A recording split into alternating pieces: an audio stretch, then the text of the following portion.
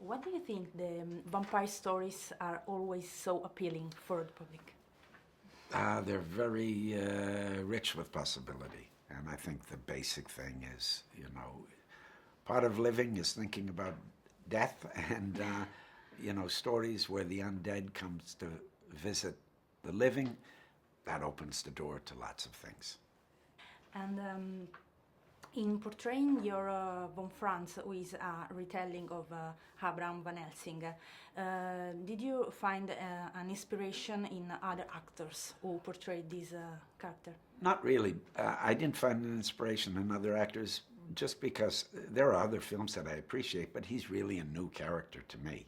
And he's as specific as Robert Eggers' writing. It's very specific. This is based much more on folk tales and Romanian folklore about vampires in a time when people believed in vampires. So he's really separated, he's really banished a lot of the cinema tropes that have accumulated over all these years of vampire movies and has really got to kind of a historically based authentic movie in what is basically a fantasy or a horror movie, but there's an authenticity to it that's very special. Your character, Von Franz, thinks outside the boxes, Yes. and for this reason is alienated from the community. Yes. In a world that claims himself to be inclusive, do you think that things outside the boxes is A dangerous thing? Yeah. I think it's probably always been a dangerous thing because we're social animals, and when someone challenges the social norm, that's usually a problem because it stresses people, because it challenges their belief, and not everybody is ready to accept new ideas.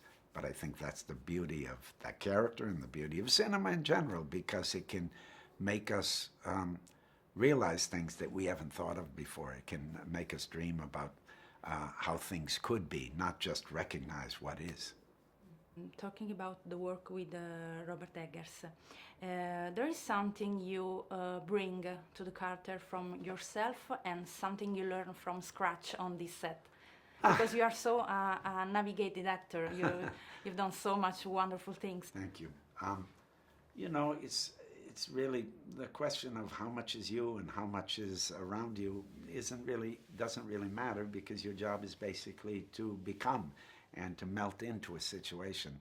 And the beautiful thing about Robert Eggers is he works with such detail.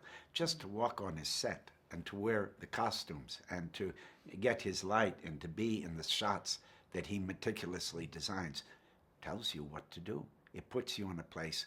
It structures something so you can have an adventure, that something can happen to you, that you can be changed, that you can think outside of your impulses and outside of your experience. And, you know, that's the beauty of it. I'm not thinking about other actors. I'm not, you know, I'm doing this stuff. And where I fit into it, I'm doing it. I'm using my body. I'm using my brain to do these things. But there's a part of me that wants to forget myself and become someone else. Maybe that's impossible. Maybe that's delusional. But that's the impulse. And you've done so many things. I think about Van Gogh and Green Goblin, so the span is very wide. Yes. There is something you want to do and you are looking for. I do, you know, every time you do a movie, your job is different, the character is different, what kind of performance is different, what kind of movie is different. That's the pleasure of the profession, that it's never the same thing. And I don't think you strain to do, you know, a variety of things. I think it happens naturally, that when you have an appetite, you have a hunger to do something. Once that gets maybe not sated, but engaged, then maybe you want something else, you know? It's just like food, you know what? I'm not a person that wants to eat this, well, maybe I am. Spaghetti aglio olio, peperoncino, and cicoria ogni giorno, va bene. No. But, you know, variety is what keeps you alive, I think, on some level, as far as feeding your curiosity and challenging how you think.